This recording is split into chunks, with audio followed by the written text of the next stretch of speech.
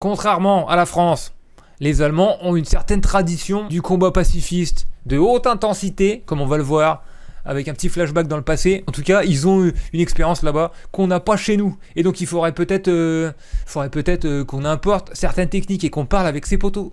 Surtout que c'est pas loin de la frontière. Et donc, on se rend en Allemagne vite fait pour cette manif devant la base américaine de Ramstein, parce que ouais, en Allemagne de l'Ouest en tout cas, ils ont des bases américaines carrément. Donc là, des milliers de personnes se sont réunies dans le sud-ouest de l'Allemagne, dans la ville de Ramstein, pour manifester contre l'hégémonie américaine, militaire, et demander le retrait de la base américaine, des bases américaines d'Allemagne.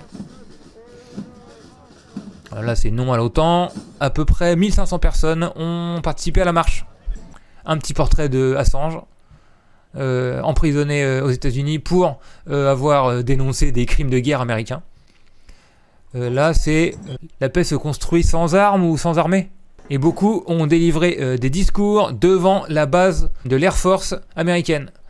Plus jamais de fascisme, plus jamais de guerre, dit cette banderole. You know, we have 22 wars in the world and about 200 military or armed conflicts. Dans le monde en ce moment, il y a 22 guerres et 200 conflits armés. In the majority of these conflicts, the United Dans la grande majorité de ces conflits, States of America is les États-Unis d'Amérique en font partie. the US. This means we must develop Ça veut dire qu'il faut foutre plus de pression sur les États-Unis et sur l'OTAN, the United States and on NATO to go to another way, to de changer de voie, go to a way of common security. d'aller vers plus de sécurité collective. C'est évident que le conflit entre la Russie et l'Ukraine, disent ces autres personnes, est une action depuis longtemps planifiée par les États-Unis, ce qui est prouvé par pas mal de documents américains. Et en fait, cette personne, c'est Oskar Lafontaine, l'ancien ministre des Finances allemand. Là, il était à la manif, lui.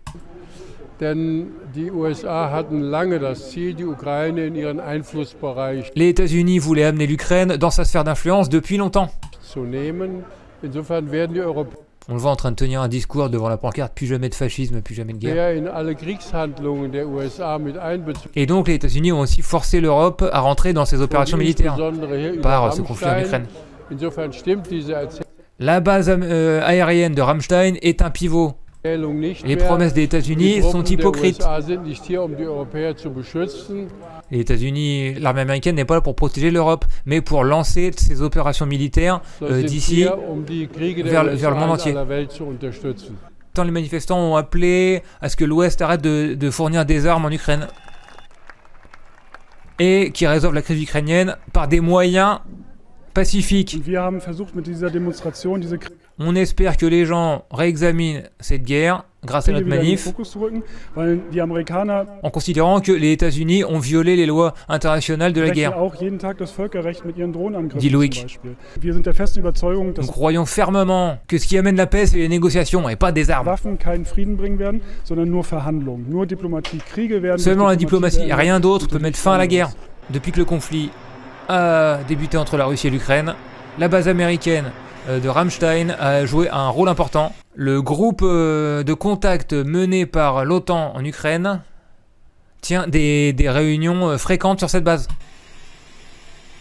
Même dans les années 80, on va le voir après, un peu avec les liens suivants, mais c'est quand même une base qui sert de pivot pour les intérêts américains dans toute l'Europe. Shanghai. Ah bah en fait oui, c'est un média pro-chinois, donc forcément des traîtres.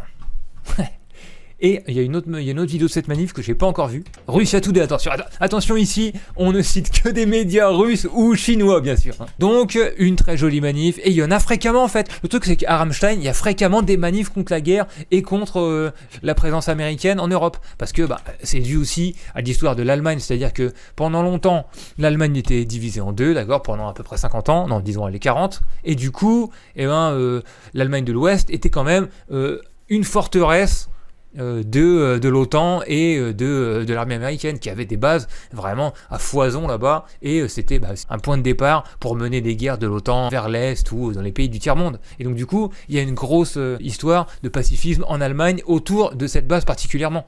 Donc là, c'est le site du groupe qui organise les manifs, qui ont un petit agenda et ils font souvent des trucs.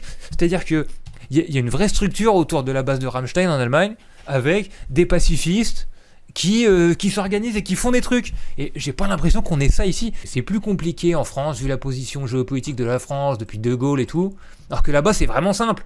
Pour eux, depuis la fin d'Hitler, la guerre, c'est l'OTAN. C'est les Américains qui viennent déposer des missiles chez eux. Donc du coup, c'est très évident pour eux. C'est beaucoup plus simple. Mais oui, en France, à part dans le Larzac, peut-être, c'était vite fait lié à ça. C'était peut-être plus une lutte d'agri sous couvert d'antimilitarisme. Mais c'est vrai que c'est le dernier exemple que j'ai en tête. On dirait qu'ils ont une zone à Ramstein, à côté de la base militaire, où ils viennent souvent en mode hippie, on dirait. On dirait qu'ils sont en mode hippie. Genre, mettez les photos là, à gauche. Donc la base aérienne de Ramstein en Allemagne est une base aérienne des forces aériennes américaines en Europe, l'USAF, située près de Ramstein, près de Kaiserslautern. Et on voit sur la carte, ça se trouve là, c'est en fait juste à côté de la frontière.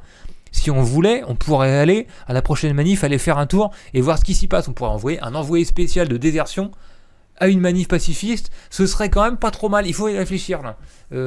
Y a moins de tête de prendre un train jusqu'à Strasbourg, de remonter un peu jusque Kaiserslautern et se faire contrôler par tous les services de renseignement de l'OTAN ici à la frontière. Il y a tellement que dalle chez nous qu'on est forcé d'aller voir chez nos voisins comment ils font. La base joue également un rôle central pour le transfert des communications entre la Kriegs Air Force Base aux États-Unis et les drones opérant en Afghanistan et au Moyen-Orient. L'attaque du 31 août 81. Et ça, c'est pour vous dire, je vous raconte ça, c'est pour vous dire à quel point les anti-impérialistes en Allemagne étaient déter à une certaine époque. La base est attaquée par un petit commando de la fraction armée rouge, qui a fait exploser une voiture piégée sur un parking à côté du quartier général de l'USAF. Le bilan est de 18 militaires américains et 2 civils allemands blessés. Plutôt vénère les trucs à l'époque.